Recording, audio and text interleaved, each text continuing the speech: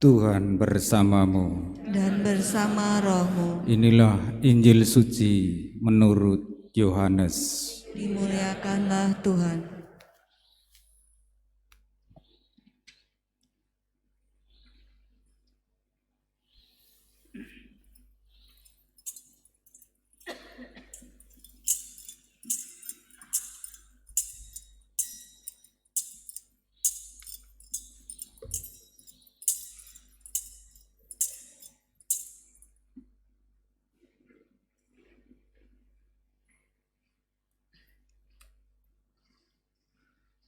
Sebelum hari raya Paskah mulai, Yesus telah tahu bahwa saatnya sudah tiba untuk pergi dari dunia ini kepada Bapa.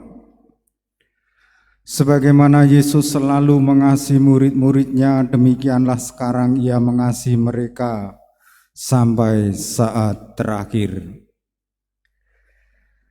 Ketika mereka sedang makan bersama, iblis telah membisikkan dalam hati Yudas Iskariot anak Simon rencana untuk mengkhianati Yesus. Yesus tahu bahwa Bapa telah menyerahkan segala sesuatu kepadanya dan bahwa Ia datang dari Allah dan akan kembali kepada Allah. Lalu bangunlah Yesus dan menanggalkan pakaiannya. Ia mengambil sehelai kain lenan dan mengikatkannya pada pinggangnya. Kemudian ia menuangkan air ke dalam sebuah baskom dan mulai membasuh kaki murid-muridnya, lalu menyekanya dengan kain yang terikat pada pinggangnya. Lalu sampailah ia kepada Simon Petrus. Kata Petrus kepadanya, "Tuhan, engkau hendak membasuh kakiku?" Jawab Yesus kepadanya, "Apa yang aku lakukan engkau tidak mengerti sekarang, tetapi engkau akan memahaminya kelak." Kata Petrus kepadanya, "Selama-lamanya engkau tidak akan membasuh kakiku." Jawab Yesus, "Jika aku tidak membasuh engkau, engkau tidak mendapat bagian dalam aku." Kata Simon Petrus kepadanya, "Tuhan, jangan hanya kakiku saja, tetapi juga tangan dan kepalaku." Kata Yesus kepadanya, "Siapa saja yang telah mandi, ia tidak usah membasuh diri lagi selain membasuh kakinya, karena ia sudah bersih seluruhnya. Kamu pun sudah bersih, hanya tidak semua." Yesus tahu siapa yang akan menyerahkan dia, karena itu ia berkata, "Tidak semua kamu bersih." Sesudah membasuh kaki mereka, Yesus mengenakan pakaiannya dan kembali ke tempatnya. Lalu ia berkata kepada mereka, "Mengertikah kamu apa yang telah aku lakukan kepadamu? Kamu menyebut aku guru dan Tuhan, dan katamu itu tepat, sebab memang akulah guru dan Tuhan. Jadi jika aku, Tuhan dan gurumu, membasuh kakimu, maka kamu pun wajib saling membasuh kaki. Sebab aku telah memberikan suatu teladan kepadamu, supaya kamu juga melakukan seperti yang telah aku lakukan kepadamu."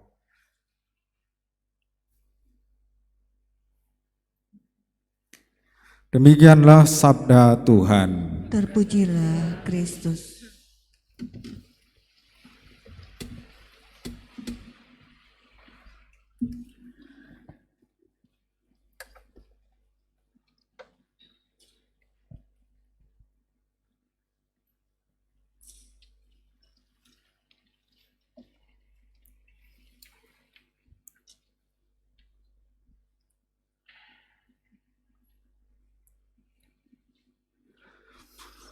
Umat Allah yang terkasih, sambil kipas-kipas memang karena panas, ya kan?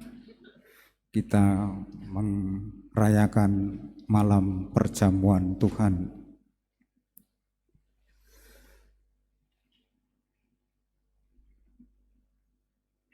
Robert Gabriel Mugabe, Presiden Zimbabwe yang kedua, pernah berkata begini, lebih baik duduk di bar atau karaoke tetapi memikirkan Tuhan daripada duduk di gereja lalu memikirkan bir dan dosa. Bapak Ibu yang duduk di gereja ini jangan-jangan sedang memikirkan dosa. Lebih baik di karaoke minum bir tetapi memikirkan Tuhan. Semua orang dapat mencintaimu lalu menipumu di belakang. Sama seperti kita mencintai Tuhan lalu berbuat dosa setiap saat. Dan karena dicium bukan berarti engkau dicintai. Kalau tidak percaya, tanyakan kepada Yesus bagaimana ia dicium Yudas Iskariot. Kalau Bapak Ibu dicium atau mencium anak-anak, belum tentu Bapak Ibu mencintai. Hati-hati juga kalau biasanya pulang kerja cuek, biasa-biasa saja. Ini hari ini pulang kerja begitu ramah, begitu baik, memberikan makanan, hadiah. Jangan-jangan di luar ia baru saja berbuat dosa, hanya mau menutupi kesalahannya. Kebaikan memang tidak harus dicurigai, tapi kalau ada yang tidak wajar, patut bertanya. Pada malam perjamuan terakhir, ada kuasa jahat bercampur dengan kuasa yang suci. Ada iblis di sini, ada kuasa jahat. Perjamuan malam terakhir semacam perpisahan sebelum Yesus pergi kepada Bapanya. Kuasa jahat mewujud dalam Yudas Iskariot yang kerasukan iblis justru pada saat Yesus memberinya roti. Yesus masih menganggap Yudas Iskariot muridnya, keluarga yang diajak makan bersama. Namun justru pada saat itulah kekuatan gelap yang melawan Yesus mewujud dalam diri manusia, Yudas Iskariot. Baginya jelas itulah saatnya iblis memakai cara-cara manusia untuk menggagalkan kehadiran Allah di tengah-tengah manusia. Yudas Iskariot ini mata duiten, bendahara yang tidak jujur. Menjual Yesus dengan 30 keping perak. 30 keping perak adalah tebusan seorang budak. Kalau kita mau memperkerjakan budak, kita harus membeli dia 30 keping perak. Dan dikira ketika Yesus dicium, pastilah Yesus bisa menyelamatkan diri. Bukankah dia melakukan banyak mujizat? Hal yang tak terduga terjadi. Yesus tidak membalas kejahatan sedikit pun. Maka Yudas Iskariot menyesal. Akhirnya Yudas Iskariot mati gantung diri.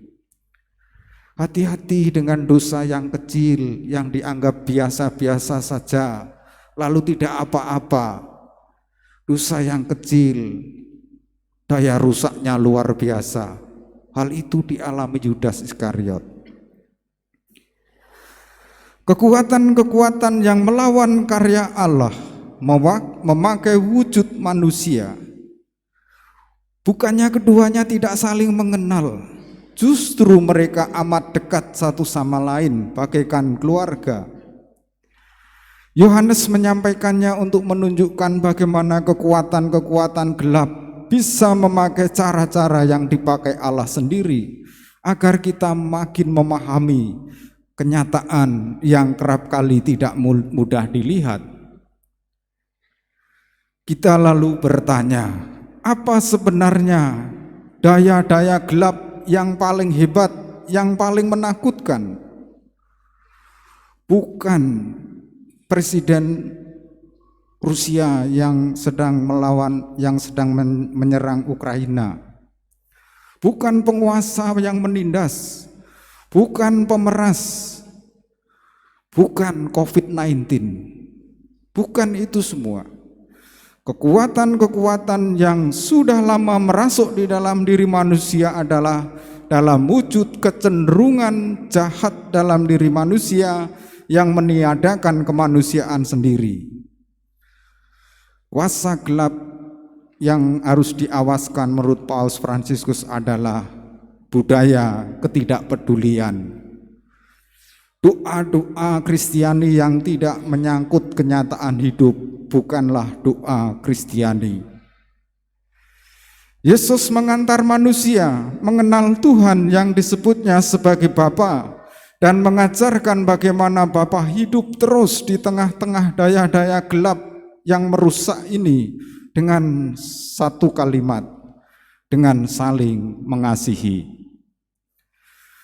Bagaimana saling mengasihi itu dapat dibahasakan bagi orang sekarang, yaitu senasib sepenanggungan, sehati seperasaan, solider, bersekutu, berpartisipasi, dan melakukan karya misi.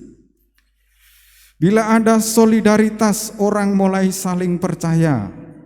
Dan bila orang saling percaya, hubungan-hubungan, relasi-relasi selanjutnya bisa terbangun. Juga kesulitan atau perkara yang sangat sulit menjadi persoalan yang tidak lagi membuat putus asa. Yang diwariskan Yesus adalah malam perjamuan kudus sebagai kekuatan. Yang diwariskan Yesus adalah keyakinan untuk bersama-sama memperbaiki kemanusiaan yang rusak. Mulai dengan cara yang sederhana tetapi sulit dijalankan. Sekali lagi, saling mengasihi, saling memberi perhatian. Dalam Yohanes 16 ayat 12 sampai 15 terang-terangan dikatakan bahwa masih banyak yang akan diturunkan kepada para murid. Tetapi murid-murid belum kuat menanggungnya. Ia tidak mempunyai banyak waktu lagi di dunia. Nanti pada saatnya Yesus akan mengirim Roh Kudus, Roh kebenaran, dan Roh kebenaran ini akan menuntun manusia mendalami kebenaran. Di tengah-tengah kehidupan yang masih terasa sulit, mungkin minyak goreng masih langka, BBM naik, umat Katolik harus memberi teladan yang baik bahwa persoalan hidup ini bukan berasal dari satu tunggal, saling kompleks, saling kait-mengkait. Kita tetap percaya kepada pemerintah, kita dukung, tidak usah ikut demo-demo. Mari kita saling mengasihi. Kita percaya penyelenggaraan Tuhan masih ada dalam hidup kita. Dengan begitu kita sungguh menjadi murid-murid Tuhan. Kita berdiri, kita perbaharui iman kita.